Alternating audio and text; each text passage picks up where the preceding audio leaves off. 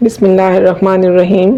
ناظرین، آج کی ویڈیو میں ایک مومنہ خاتون کی بے مثال استقامت کے حوالے سے بات کریں گے۔ شب معراج میں رسول کریم صلی اللہ علیہ وآلہ وسلم ایک نہایت خوبصورت اور وسیع و عریض محل پر سے گزرے تو اس کی معطر فضاؤں نے آپ کو حیران کر دیا۔ وہاں کی بھینی بھینی خوشبوئیں نہ صرف یہ کہ محل کے ماحول کو مہکا رہی تھیں بلکہ گزرنے والوں کے دماغوں کو تازگی بھی عطا کر رہی تھیں۔ آپ صلی اللہ علیہ وآلہ وسلم نے متعجب ہو کر جبرائیل علیہ السلام سے پوچھا کہ یہ کس کا ٹھکانہ ہے اور یہ کس کی ملکیت ہے؟ انہوں نے ارشاد فرمایا کہ یہ فرعون کے گھر والوں کی ملازمہ اور اس کے معصوم بچوں کا محل ہے۔ سبحان اللہ۔ مومنہ خاتون کا یہ محل جس میں اس کی اور اس کے معصوم بچوں کی روحیں ہنسی خوشی سے برزخی زندگی بسر کر رہی ہیں، دراصل یہ اس قربانی کا بدل ہے جو اس نے ایمان قبول کرنے کی خاطر دی۔ دولت دنیا سے محروم اور دولت ایمان سے مالا مال یہ خاتون اپنے معصوم بچوں کا پیٹ پالنے کے لیے اس دور کے مغرور اور سرکش بادشاہ کے محل میں مزدوری کرنے جایا کرتی تھی اور دن بھر کے کام کر کے واپس لوٹتی،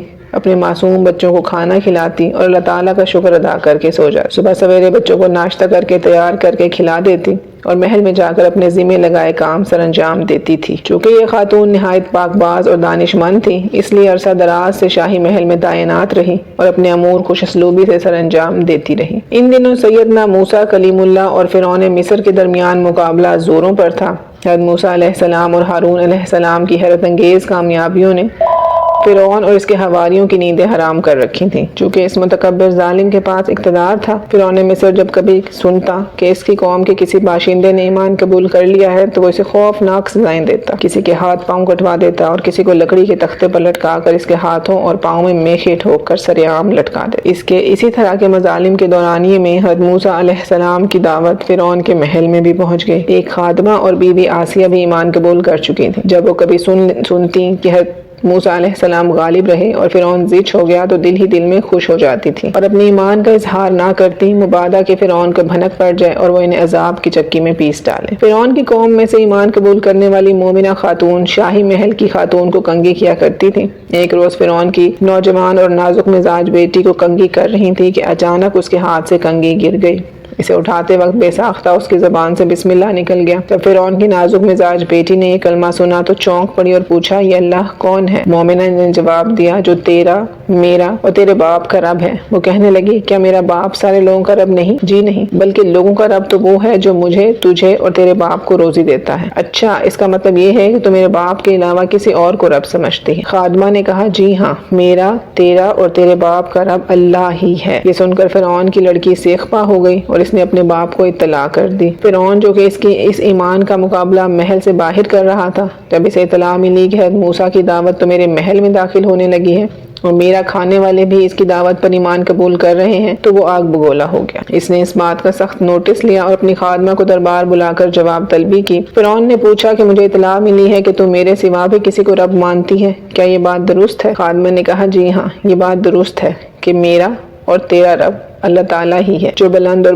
بزرگ اور برتر ہے۔ یہ ظالم سن کر بگڑ گیا اور آگ بگولا ہو کر سپاہیوں کو حکم دینے لگا کہ تانبے والی دیگ کو گرم کرو اور جب وہ آگ جیسی ہو جائے تو مجھے اطلاع کرنا۔ اس کے بعد فرعون نے اس بی بی کو بلایا اور دھمکی دی کہ اگر تو نے میری خدائی تسلیم نہ کی اور اس بات پر قائم رہی جو موسیٰ کہتا ہے تو میں تیرے سامنے تیرے بچوں کو دیگ میں پھینکوا دوں گا اور آخر میں تجھے بھی نظر آتش کر دوں گا۔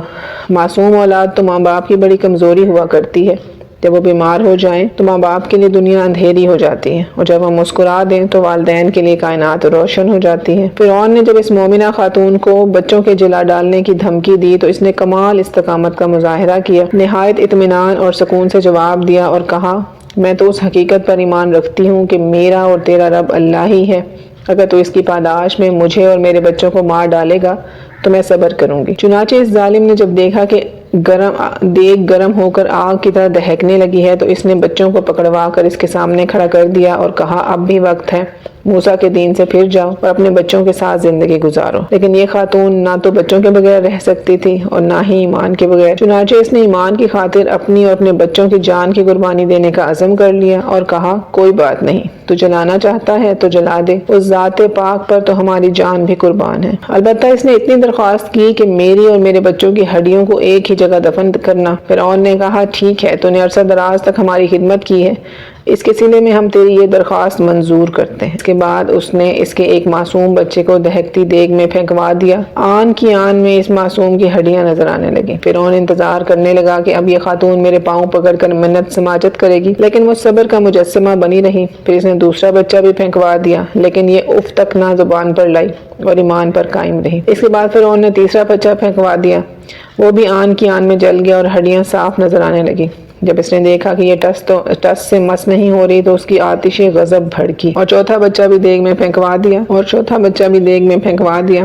سب سے آخر میں چوتھے بچے کی باری آئی۔ وہ اس وقت اپنی ماں کی چھاتی سے دودھ پی رہا تھا۔ فرعون کے سپاہیوں نے جب اسے ماں کی گود سے چھینا اور گھسیٹتے ہوئے ایک طرف لے جانے لگے تو ماں کے صبر کا پیمانہ لبریز ہو گیا۔ اس کے سامنے دنیا اندھیری ہو گئی اور قریب تھا کہ وہ دیوانی ہو جاتی، لیکن بچے کو اللہ نے قوت گویائی عطا فرمائی اور وہ بولا، امی جان صبر کرو، حق تعالیٰ کی راہ میں قربانی دینا افضل نیکی ہے۔ اسے صبر آ گیا۔